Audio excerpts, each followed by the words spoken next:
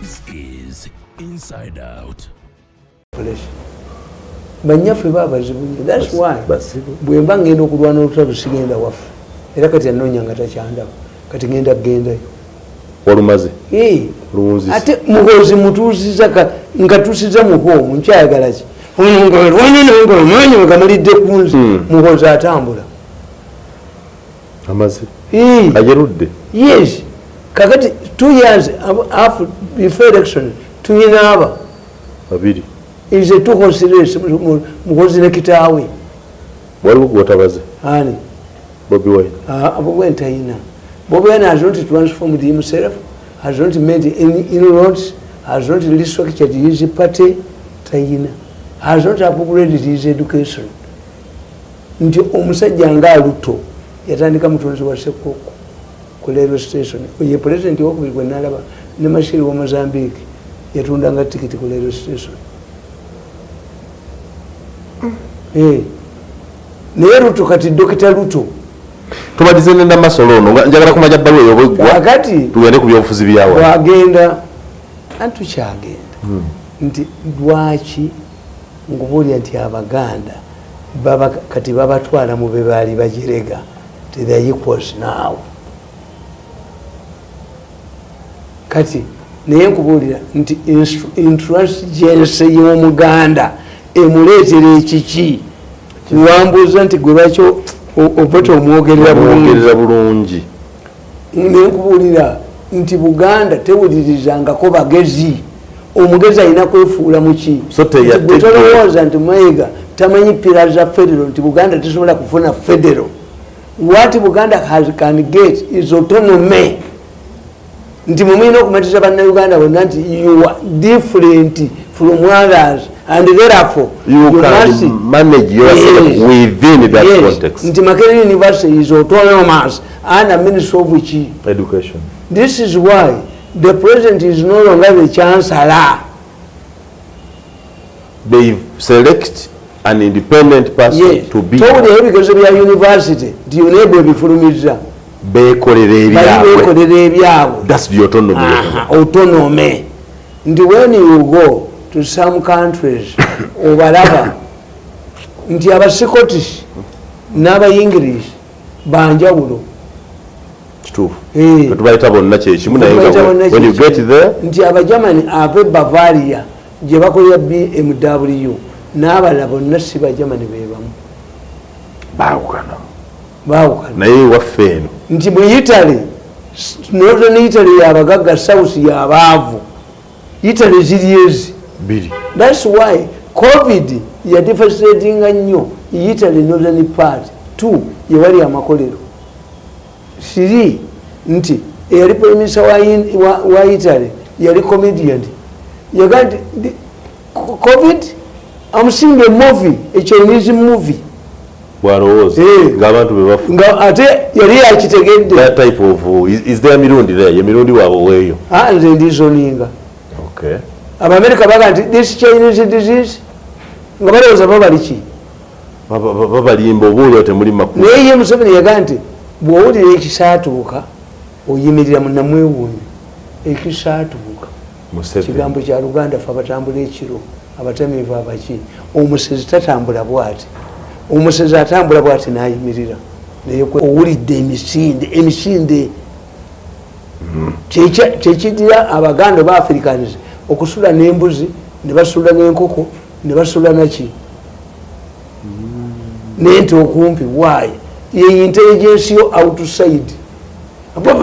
Embuzi nezikuba ng'omanya embuzi ekutegeze enkoko ente kaseefuuwa. This were their usuals. Ebisolo bwe bifuuwa omukka naki nga human being afuna immunity. Era omujjanjabisa ddala lya bisolo.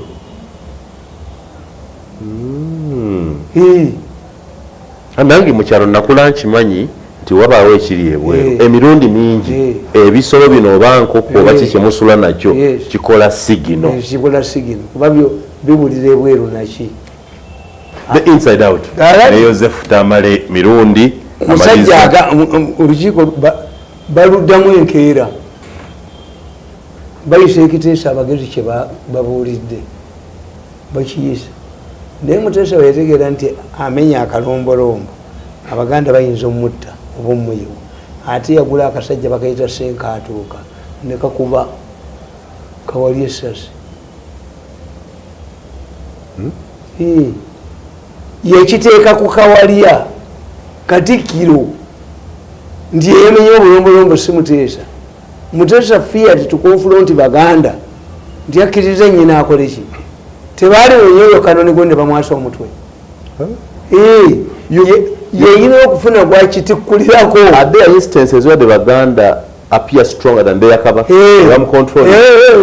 Mu bujagalo bwa namba 8 namba 9 bagamba Muteesa nti fe twekalakasa gonywaki wisiki nakwata abantu abo nabagamba mufuuza olubiri sinanywa ku wisiki. The inside out ne Joseph Tamale kati omukazi nafumbirwa. This is why I'm telling you nti kati bwetugenda ku independence Buganda ebulwa solution n'abazungu babulwaki solution. Why? Nti Obote ye yali mugezi. Obote agamba Mayanja Nkanji ne Abu Mayanja be Baganda baali basinga amagezi. At that time. And Abu Mayanja interview ne Mayanja had many chances yali mugezi of becoming a president of Uganda. Abu Mayanja. Why? Twalina amagye 36 nga amagye 34 bakakuwa basiraamu. Akitegedde? Kitegeera. Mayanja nakola strike ku ssomero e Makerere lwakulya mmere embi ne bamugoba e Makerere. Gavana n'agamba nti ku magezi omwana ono gayina agende mu Oxford basale omusaala gwa. Okitegedde? Yes. Era Mayanja alabika alina omusajja gwafaanana Olenge Kenya ne Mayanja bafaanagana. Ate Mayanja yafulumira wano. Mirundi musajja yafa tatakula ebintu. Inside out. Ndikakati Obote akwata Mayanja Nkanji yagenda wakakungulu namugamba nti Buganda ogikkakkanya ogiteekamu abagezi tukwate abavuka bana abagezi ennyo tubatwale bali bajja bawulira. Joasi Mayanja Nkanji yasoma diguli 3 mu emu ng'asobola okubeera lawyer economist naki bagiwanga abagezi bokka 3 in 1. Mayanja Nkanji agende mmenkozi bali feudalism tekyuka eringa kutwala Gorbachev kumuwa akyuse alifominge communism. Feudalism ne communism bifaanagana tebikyuka. So what happened? Mayanja Nkanji babavumira emmengo. In fact the 1966 crisis would have been averted. Mayanja Nkanji yabagamba nti mu kifo ky'okulwana n'Obote tugende mu kkooti. Okalaba akasajja ako koogera binategerekeka. Owomutima ntere bwa Kabaka abeera muggazi. Lekulira genda bugezi okule party 2 agamba ubundi yabagamba sijja kulekulira Kabaka angobe. Obote yamuyita bateese. Obote ng'amaze okububwa Kabaka yayita Abaganda n'abagamba nti nze nzikiriza okuzzaawo olubiri lwonna nduzimbe ekinasembayo provided muleeta Kabaka omulala. Obusajja obwo ne Buganda crisis eva ku kya 66 gyobadde nnyonnyola olugamba Mayanja Nkanji abagamba tugende mu kkooti. Yes. Oba ayogera na lukiiko tugenda mu independence babuliddwa solution. Ekigambo federal bakyeripako bweripi baagala bagatta ku Uganda eyawamu baagala basigale nga bwe babadde. Omuzungu abadde abakumbira bwe babadde abasigula agenda alina okuleka Uganda ekoze eki mulina okwegatta ku bannammwe naye nga babazimba dda nti bali tebatwagala batuwalana. Do you know that an ordinary Muganda believes that Northern Uganda is a desert? nga twasoma geography nti the 2 areas that receive the heaviest amount of rain is Entebbe and Gulu. Omuganda abimanyi nti bano abalaalo ekibalemesa mu Northern Uganda kiki omuddo gwayo gwa njawulo ku nte zikula mangu. That's why the balaala where Gulu. Kakati gwe bw'oba mugezi ngaffe kyokola omuddo guno ogw'eggulu gu studying sadde the Gulu gusobola okulimibwa eno mubeera mpa kyokugenda eri abantu nti Museveni yawa gundi owa Congo Brazzaville w'ente eri tewali nte Congo Brazzaville tewali nte no egaboni zabula abazirunda ne bazirya.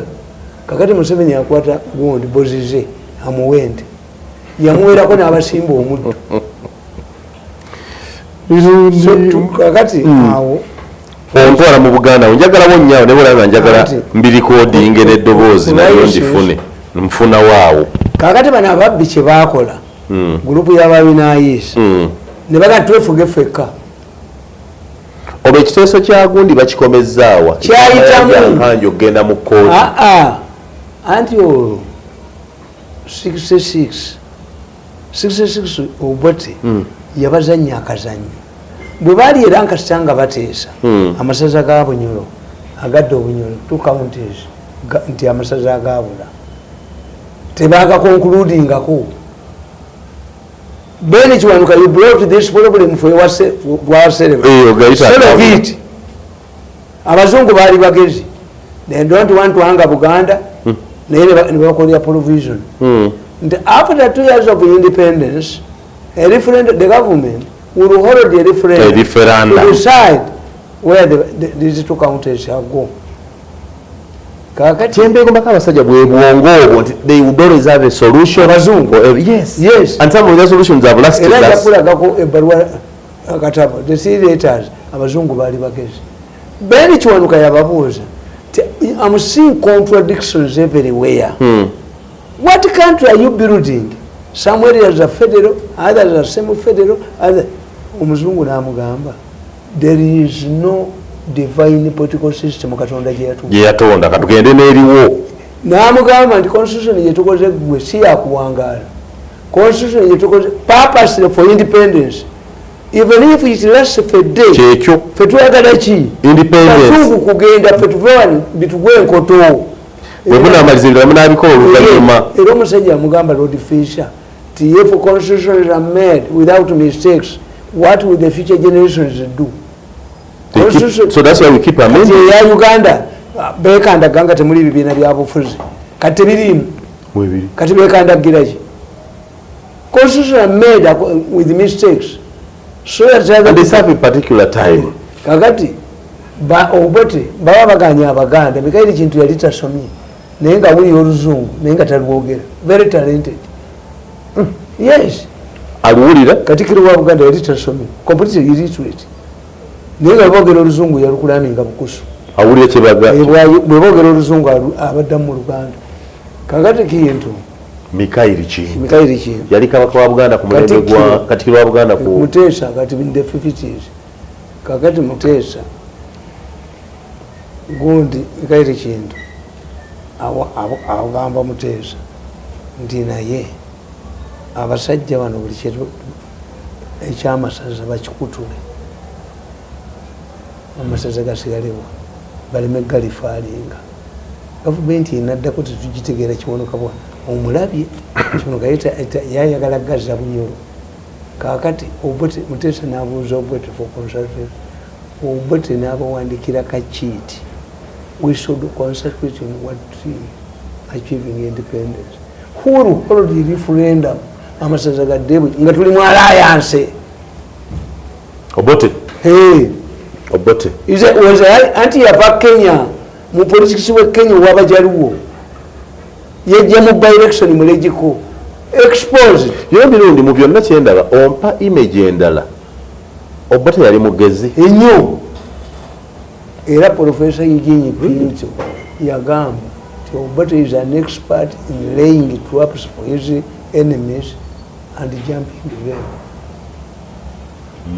omanyi toba mugezi naye level ya society gy'olimu yekufuula ekyo nti Kenya waliyo mawomawo waliyo ki bato mu mboya baani nga bali exposed Obote agenda alaba abantu abali exposed kakati omanyi abantu bagala nnyo kisolo kakati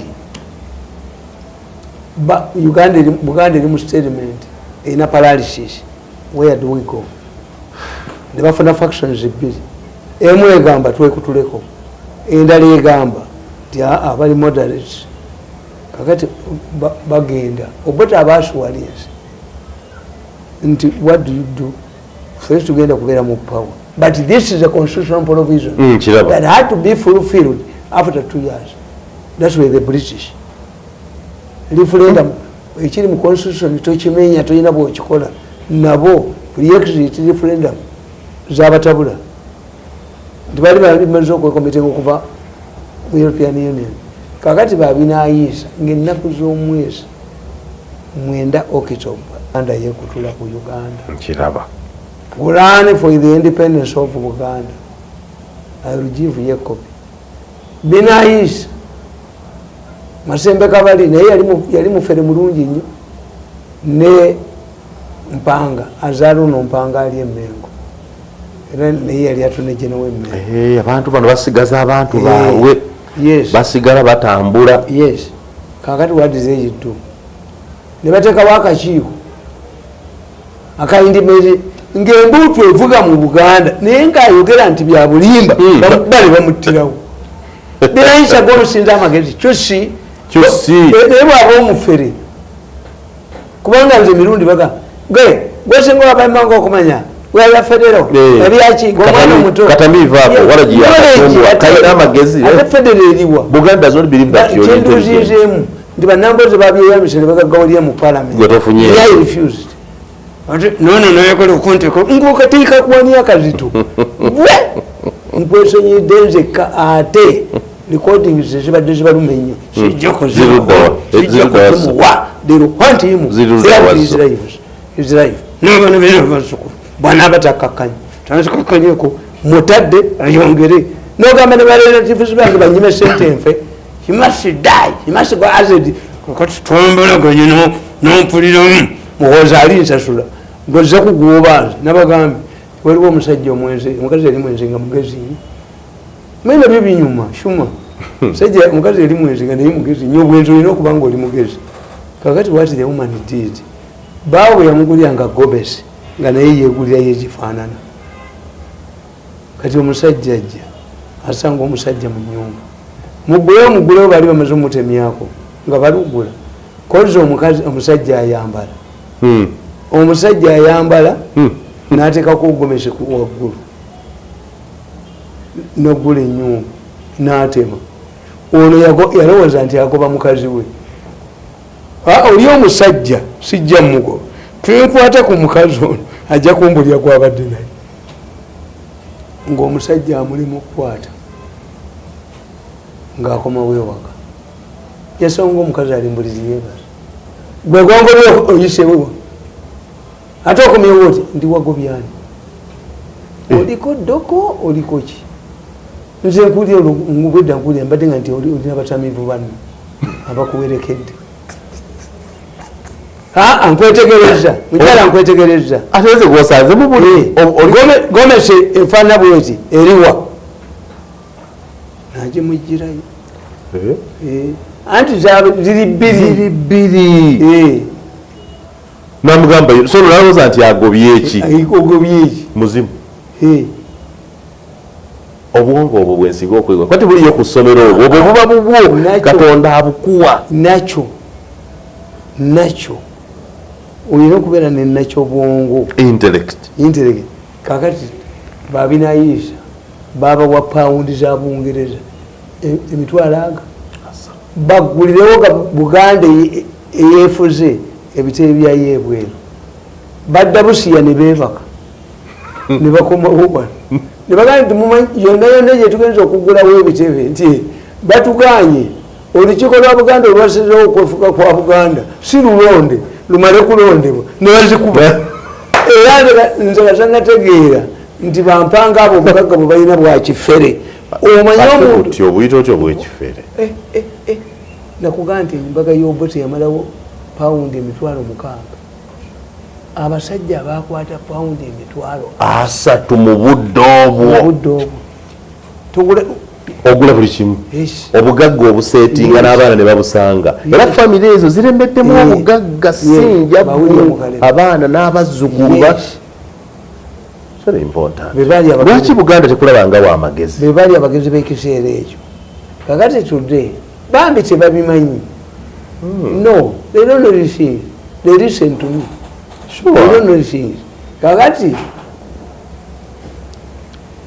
gavana naye nayiwa amagye mu Kampala tugwempulirako ng'alangira okwefuga anambuulira 9 October 1996 Buganda yefuga yokka kakati gavana n'abigaana era tebyaliyo naye nga bano abasajja sente bakoze eki bazitutte Obote yali aga nti babavunaane they use public money ne bayingira UPC kakati 66 bamala okujja gyoli ate bafuuse bammemba nebano bebakola ate olwose asobola okukola kiri 66 Obote agamba provision ya constitution eragira amasaza gakubweka akalulu after 2 years implementingibwe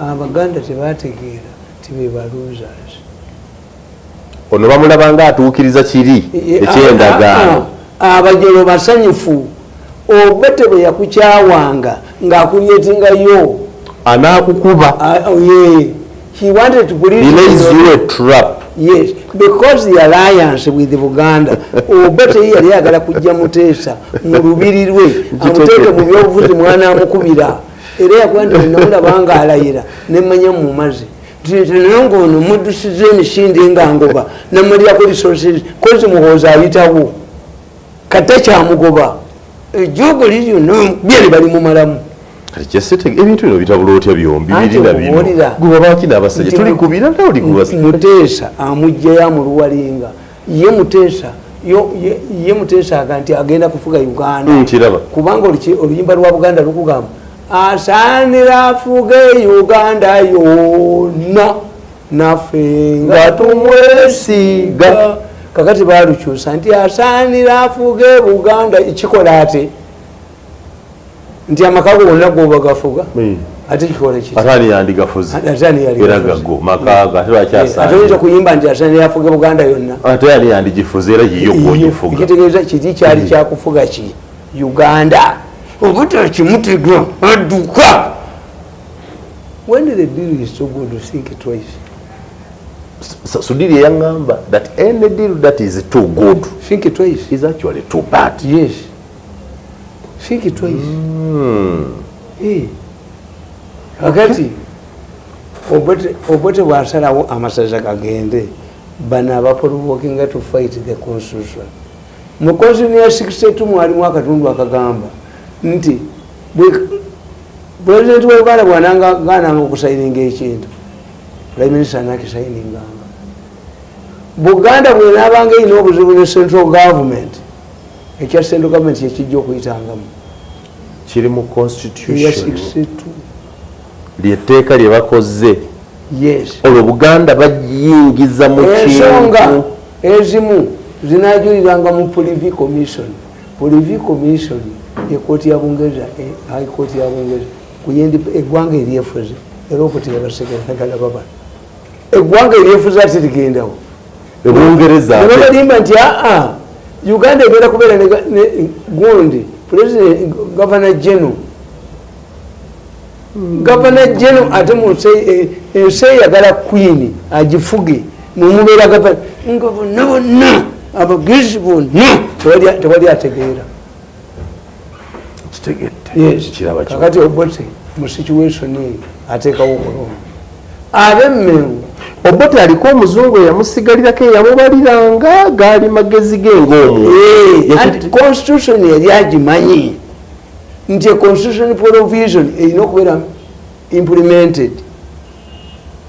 Abagamba kubanga Kagame Buganda jewo Obote nti yali musajja kakati bano bawakanya bekola kwa sabaji ogeshi ngobano abazimba nga sekoko abatuliyite ebijoli kakati gundi bano badda mu violence tugende tukyopayinge aba Buganda bakawonawo kasanvu bagende endayiga baali bamanyi nga babalimbye nti endayiga eriyoki manya ebunyolo erina amafuta abazungu baali bakimanyi but not a particular area because of the technology at that time. Saabasajja yangu wamu tugende endayiga nyabe endayiga ndayiga nyabe endayiga amasaza bagatwala Buganga yizi balitwala nebuyaga balitwala tugende endayiga baba sente mmengo nga babagambye Buganda egenda kufuna omwalo nga tuli wali ku Pacific bagiyita batye Atlantic eri Congo teriiwo Buganda etuuka naye nga kyogera nti waliwo Congo abayayi bakuba ne bakuttirawo ebintu ebikyayita mu Mbaasa bijja kuyitanga ng'eri Congo teriiwo kati bunjebana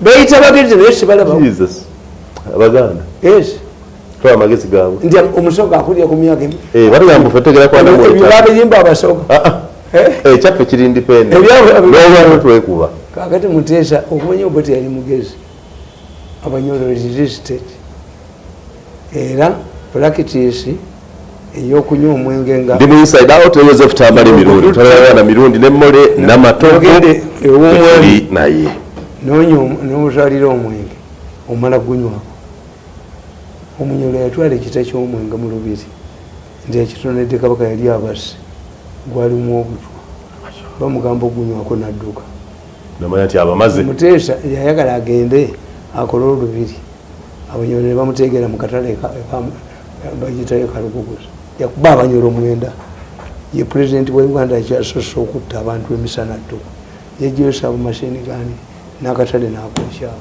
Obote akoze eki asirise amutadde ku self destruction tukita you put somebody this self destruction mode yes wetaweka wetaweka Kabaka wa Buganda emisana ttuku najjo submachine gun yes nakuba abantu 9 n'akatale n'akokya ebyo nga Buganda tebyogerako akatale n'akokya ebibyobote byemwogerako kakati naye nga Obote amukoze eki amusiriikirira amubala omuntu omuteeka ku self mu mbeera ennaku zino babaga nti amubala yo buli kaseera obalowooza tawangulwangako ajja kuwangula kirala noono ali ku kirala yes bano baali balowooza nti Obote bajja muwangula tukwate kakati Obote kyeyabakola ku final day eyokubakala omuntu yenna atasangibwa Bunyoro ku independence masaza ago takuba kalulu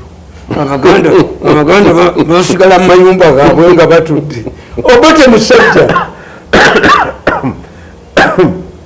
Mirundi Obote mugezi that political calculation do you know that he allowed these people to occupy the 2 counties at the chagrin of the Banyoro has allowed Muteesa to pick up a submachine gun to shoot the citizens he has to protect as president era Obote kyeyakozesa results zalangirirwa kyebagamba Abanyoro bonna abali mu Kampala babakulu baba baddeewa Obote n'alagira special force omuganda akuba ku Munyoro nyama Obote in Uganda are the things written about Obote are they written correctly and well bateyo nga banena omuganda yadduka neyevumbe Joseph Tamale Mirundi akuwa ebyafaayo bya Buganda entabo weva Buganda ne Obote obutategeeragana kati Obote teyaddamu kubasinga n'afuta independence balina ebirala balina okusonjola bwekutuuka kuki ku mazaalibwa ga Muteesa Obote n'amuuma bandi Baganda bagita Serumbeete ekube ku mbaga Serumbeete yes nakola changes nga tabulidde Muteesa amagye gaidime ejjinja Muteesa Obote yali tabangiriza nga tabulidde eki Muteesa amwaisolatinze kakati amuprovoking to the final blow. Muteesa yekubana n'aba UPC kiraba alagira baga nti Obote dictator ntiye bagule sibingira bagala okuwamba Obote kuba gule sibingira ya negotiating deal ye Mengo era gule sibingira yakuli akakiiko aka independent single handed yakyusa bendera ya Uganda nakikubulira yaleeta oluyimba lw'eggwanga akola because Obote yali anadima yala obuhitira the German colors zifananiza Uganda except the spacing. True that. Era nabaganti singa ababbi baali balina obwongofu bwe tulina ako ka baby Uganda ke basitudde ako kuimperiyo balikozewo ekinene ekyomusajja tuludde nga ina n'abazzukulu abazannya mu lujja era kakoneraawo bakyakasutu inside out ne Joseph Tamale Mirundi pati nga tugimalirize awetyo tugende baagala omuwamba to boost the numbers of anti-Obote muki mu parliament ababaka ba Buganda 21 bakolosenga mu UPC under the instructions of Muteesa bamugireko mu parliament baweze namba ya UPC emujjago Obote was watching them and the final blow yali bweti. Normally whenever Obote faces challenges he used to go to his home area either nga tabeerawo banga aliruddawo munozani waabwe bamuzaala kakati ye yaleka wano crisis weeri musasi gavuga mu kibuga embeera nebeera naye nga Muteesa tasobola gikola ki kugikontaininga kubanga kuge nti amagye gaali mungi ate nga amagye gafugibwa gundi Felix Onama omwesi Naira era amagye bwe gakuba Felix Onama ejjinja Obote yatya nnyo ne bagongeza emisaala ne bakola ki ne bakola Nyerere gonna yagagoba Kinyata n'Obote bo bagongeza emisaala all of the demands were made kati Obote alage ewaabwe bw'alage ewaabwe waliwo ono crisis abaagala omuwamba baleese ensonga tiyabba golodi w'e Congo ne Idi Amin the gold scandal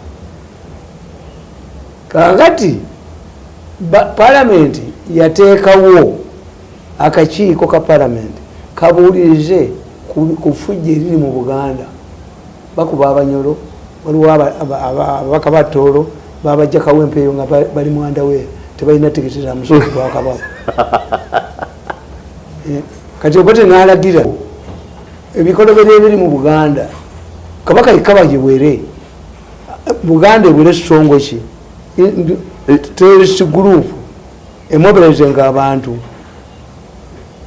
bana abakabaka ikane bakyusa amendment ne baleetamu amasanga kiri kiva nti Obote yabba amasanga yes ne bagamba ojejje wakyo olukaki ekyamutisa yagamba nina obujulizi nti Amini yatadde paundi emitwalo 3 ku akawunti ye ekyokubiri yeyagala nnyo abeera n'abakazi 3 ku kitanda kimu mu sipiiki abyogera mu parliament n'amwatulira ayogera ebintu bamuwaga ab'Emmengo tumanyi abavumanga nnyo kiwanuka namwatulira yasooka kuvuma Mmengo ate n'akuloosinga nabumayeja yasooka kuvuma Mmengo batemeyayitawe kati building up case against ki Obote parliament ekkiriza nti Obote addeko ebbali prime minister addeko ebbali tumubuulizeeko tuteekewo acting prime minister Obote aliwo abo akolaki abawulira tewaliwo mobile gundi phone emundu netandika okutokota mu Kampala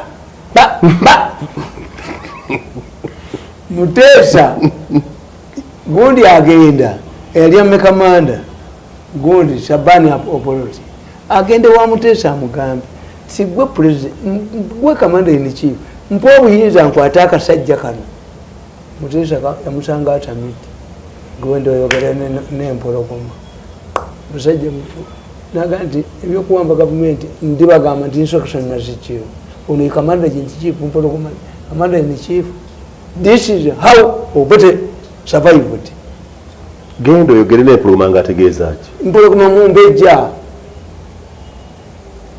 onaze kufuna commander in chief oli amunonyeko instructions wambo government aligenda ogende mwanyinazi nti Obote akati Obote, that's how we survived. After 9 days of confusion, Obote returns to Kampala. He addressed a press conference at Entebbe State House. Nabagam, I hear fools. I hear fools who say that I want to abrogate this constitution. When Chiwanuka walked away, I stayed there. But this is my baby. How can I abrogate a constitution which is my baby? Ngate ekyagenda Jimmy. Naganda have managed this country with clean hands, except my what? Any political enemies. The following day, Cabinet yali etudde n'akwatamu bataano, military police. Cabinet babajja mu cabinet abo ababasooka bawulira Mathias Ngobi bakyesimira wuyo nawule kamata yote Obote atudde mu ntebe. Obote was a Machiavellian. If you want to use force, use it maximally. Nti nyentanya w'amaanyi gatutte mubakuba Palestine Iran yereka bwerezi nga Sekoko bahezbola Lebanon omuliro gwalaze tebali gwanga liyingirawo era jjaba baba bali wajja kukubira omwaka nga mulamba jangu tukubalule ate bamukoledde bulungi nti abantu abadde bagenda okujaguza Christmas mu nsi entukufu tebakyagenze omenye Jerusalem erimu West Bank bakamasi be bagiyina. So inside out Obote awamba Tamale Mirundi Obote yawamba gavumenti n'akuba Muteesa Entebbe n'amusalirako amazzi n'amasanyalaze. Has not arrested him. N'agenda e Makindye mu State Lodge naye n'amuggyako amasanyalaze. Muteesa kwe kugamba kanize mu lubiri lwange anannumbamu abasiru baakaawonawo bakumba mu Kampala abasajja bakavuga ffe tumulyamu tebalina muntu neeki ne bagenda kulokota ne bavuma mugundi Obote ffe twamukiriza kwa omanye abasajja beekontole bagamba mbu abaana Obote yali alunda embuzi n'emusika n'omugwa n'akuba enkonge n'emutta baatule ate bagamba nti Obote yabala yawasa Miria bamuddusa mu ddwaliro ng'omusajja amuyitiriddeko kakati Obote yafa baatule ate yawolomya abaana bannikyoni si baana b'Obote. That's why they were alleging baavuma Obote. That's why Obote yagamba bonna nabakumba bayingira ki lubiri betolera ekibuga omulangira omunyango baba anamukwatako oguli mungi ebyo Obote omunyango ogumanyi yes bakanga Obote propaganda omulangira munyango kozi bayingira mu lubiri Obote afuna justification Muteesa mu constitution baali bamulekedde emundu ebyo bisatu nga be bakuumirwe kati Obote n'agamba ti mu lubiri mulimu ki amuzi lwaki bano bonna bayingira ki olubiri ex-servicemen baagala kukwata mundu ziri batuleetera obuzibu nina okubanguyira n'agamba poliisi mugende mwanze olubiri military gundi special force Muteesa yakuba bakube ku mulyango pa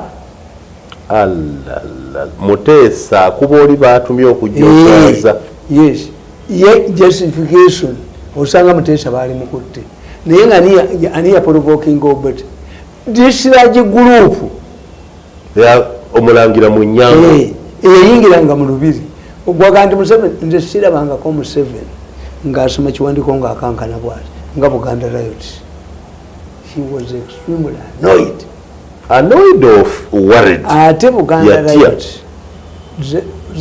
zakajinga government of hand anawea so obubali busuubu kuba ndalaba ekituuku 3 days okuyiwa amagye mu Kampala completely singa bayingira baali ki baba kuyingira yes amagye tegaali mu kibuga ituuku 3 days nze president nga bamaze omugamba I think that's why yalekawo motoka naki kubanga ono yali alowooza nti wanudde alimpangulako olaba agamba ne ba croseratives bange ne babamu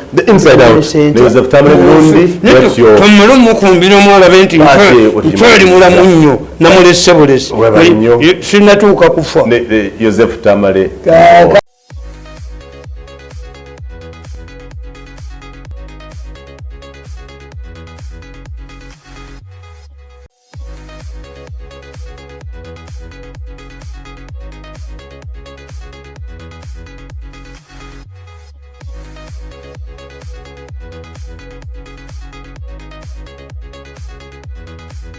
This is Inside Out.